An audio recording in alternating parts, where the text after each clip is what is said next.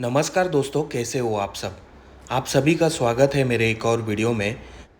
दोस्तों, आज मैं हूँ महाराष्ट्र के नासिक में और यहाँ से जाने वाला हूँ भगवान शिव के 12 ज्योतिर्लिंगों में से एक श्री त्र्यंबकेश्वर ज्योतिर्लिंग के दर्शन के लिए।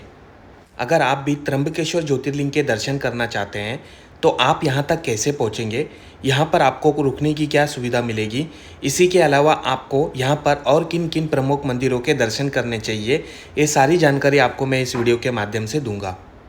अगर आप फ्लाइट से आ रहे हैं तो नासिक में इंटरनेशनल एयरपोर्ट बना हुआ है, यहाँ तक आप वाया फ्लाइट आ सकते हैं।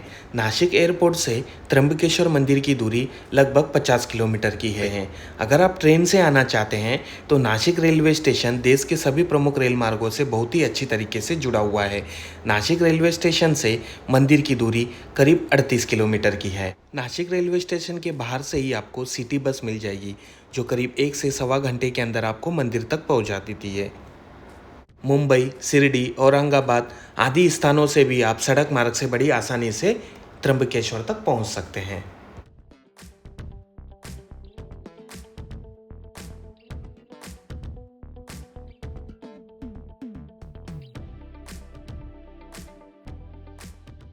मंदिर परिसर के आसपास ही यहाँ पर करीब 800 से 1000 रुपये के रेंज में आपको काफ़ी सारी होटल्स मिल जाएगी।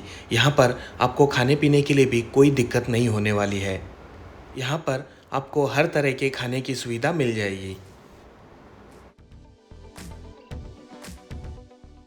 कुछ देर पैदल चलने के बाद हम मंदिर परिसर तक पहुँच चुके हैं, लेकिन सबसे पहले हम तीर्थराज खुशावर नामक तालाब में स्नान करेंगे।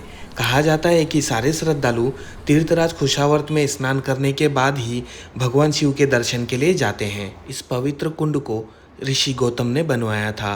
कहा जाता है कि इस कुंड में स्नान करने से मनुष्य के सारे पाप धुल जाते हैं। ब्रह्मगिरी पर्वत से गोदावरी नदी बार बार लुप्त हो रही थी। गौतम ऋषि ने एक कुशा की मदद से गोदावरी नदी को बंधन में बांध लिया। इसी के बाद से इस तालाब में हमेशा पानी लबालब भरा रहता है। इसी के कारण इस तालाब को तीर्थराज खुशावर्त के नाम से जाना जाता है। यहाँ पर मंदिर में दर्शन करने के मुख्यतः 2 विकल्प हैं।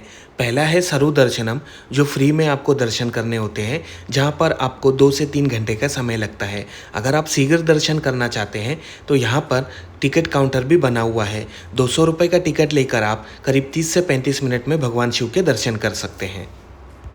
त्र्यंबकेश्वर ज्योतिर्लिंग भगवान शिव के 12 ज्योतिर्लिंगों में से एकमात्र ऐसा ज्योतिर्लिंग है जिसमें आपको भगवान शिव के साथ ही साक्षात ब्रह्मा विष्णु के भी दर्शन होते हैं, और बाकी के 11 ज्योतिर्लिंगों में आपको सिर्फ भगवान शिव के ही दर्शन होंगे। इसलिए इस ज्योतिर्लिंग की अपनी एक अलग विशेषता है। अब बात करते हैं मंदिर की।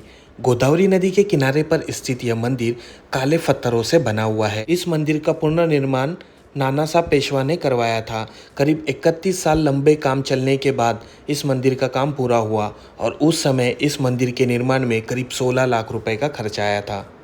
अब बात करते हैं यहाँ पर भगवान शिव के ज्योतिर्लिंग स्वरूप में प्रकट होने की कहानी की। कहा जाता है कि यह तपोभूमि ऋषि गौतम की थी। अपने ऊपर गौ हत्या का पाप लगने के बाद उन्होंने कठोर तपस्या करके भगवान शिव को प्रसन्न किया। इनकी कठोर तपस्या से प्रसन्न होकर भगवान शिव ने इनसे वरदान मांगने के लिए कहा। तभी गौतम ऋषि ने माँ गंगा को यहाँ पर सदा के लिए अवतरित करने के लिए कहा। इसी के पश्चात ही यहाँ पर गोदावरी नदी का उद्गम हुआ।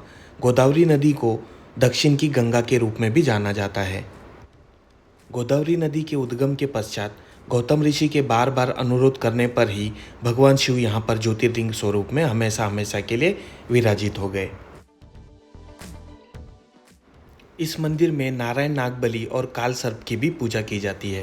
त्र्यंबकेश्वर ज्योतिर्लिंग के दर्शन के पश्चात आप मंदिर से कुछ ही दूरी पर ब्रह्मगिरी पर्वत है। यहाँ पर भी आप 1.5 से 2 घंटे में ट्रैकिंग करके ऊपर पहाड़ों पर जा सकते हैं। त्र्यंबकेश्वर ज्योतिर्लिंग के पश्चात आप नासिक में और भी कई सारे मंदिरों के दर्शन कर सकते हैं, जिनमें है कालाराम मंदिर, पंचवटी, सप्तशृंगी माता, और आप यहाँ से शिरडी भी जा सकते हैं। नासिक से शिरडी आप करीब 2 घंटे में आसानी से पहुँच सकते हैं। आप लोगों को मेरा ये वीडियो पसंद आया तो वीडियो को लाइक कीजिए, अपने दोस्तों के साथ शेयर कीजिए और चैनल को सब्सक्राइब कीजिए। अपना कीमती समय निकाल कर इस वीडियो को देखने के लिए आप सभी का धन्यवाद।